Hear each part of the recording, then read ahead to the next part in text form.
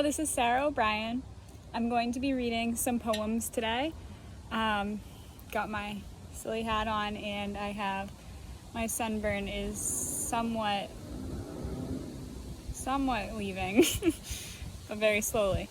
All right, so this is my poem called Spill, and someone on Twitter said they liked this poem, so I'm gonna read it.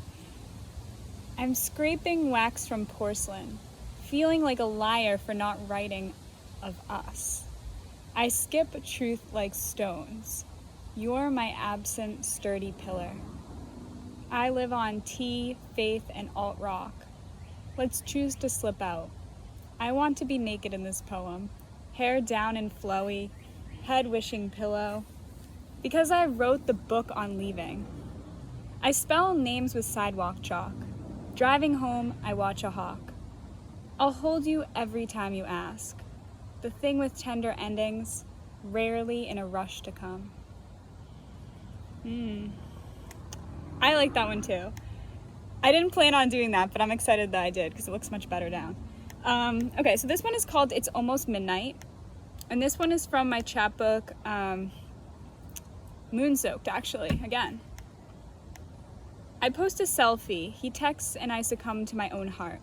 Nobody should drink alone. His heart is at risk. He does drugs anyway. I spend all my babysitting cash.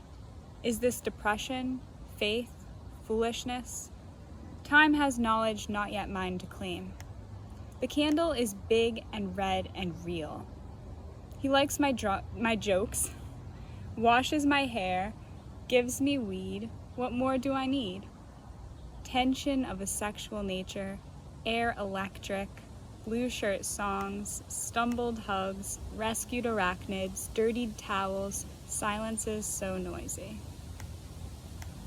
That last stanza is all in parentheses. I love using parentheses in poems. It's like not done enough, I think. This one is called Something Dangerous, Something Blue. I wrote it last year, but it was published recently, actually. I lie to the stars, keeping them in stitches. An orange balloon will pop, getting a kick out of this. Temperature is the main factor affecting each snowflake's shapes and intricacies. A woman of the north, I'm made for sleeping in layers and being a spark. Two bodies are warmer than one. I lie all the time, to God and to myself. I look better than you in leather jackets. See what I mean?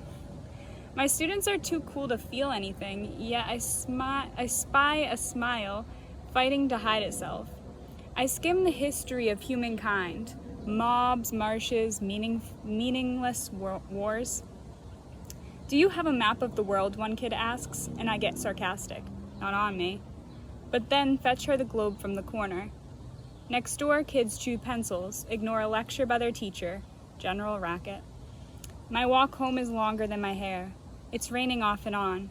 That's just the way things are. I keep company with myself, a pillow fantasy, and a fistful of saltwater taffy. Why green? Why chlorophyll-colored hope at May's final breaths? That's just the way things are. Whatever, I guess. Whatever, I guess, is the correct answer. I'm witchy that way. I wrote that one while I was substitute teaching.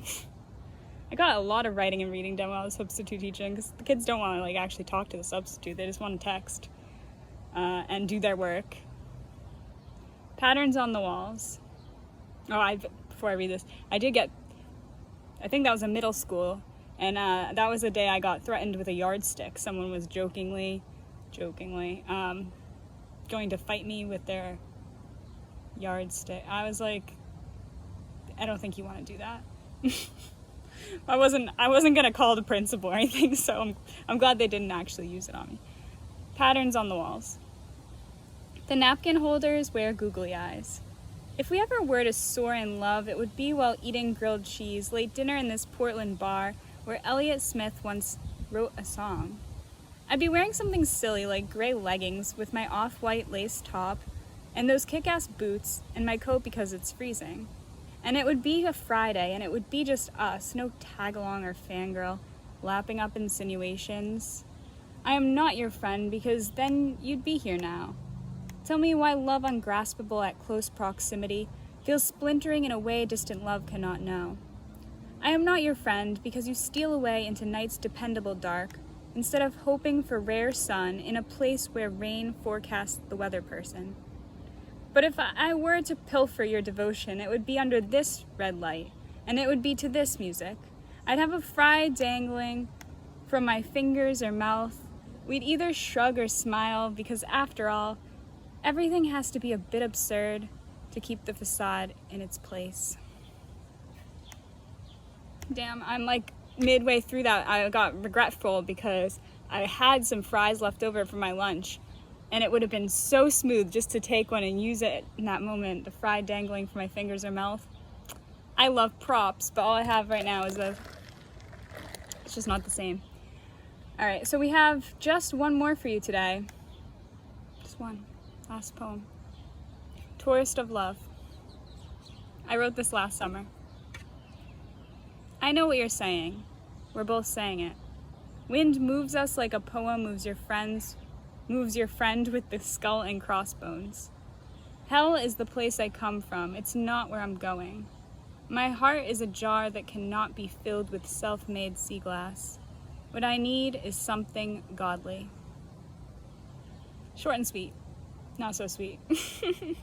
All right, so that was today's reading. I hope you enjoyed it. Definitely check out my books. They're all available online. Gumroad.com/Sarah O'Brien. I'll put the link in the description box. Please subscribe to my channel so I feel popular. And yeah, have a wonderful day.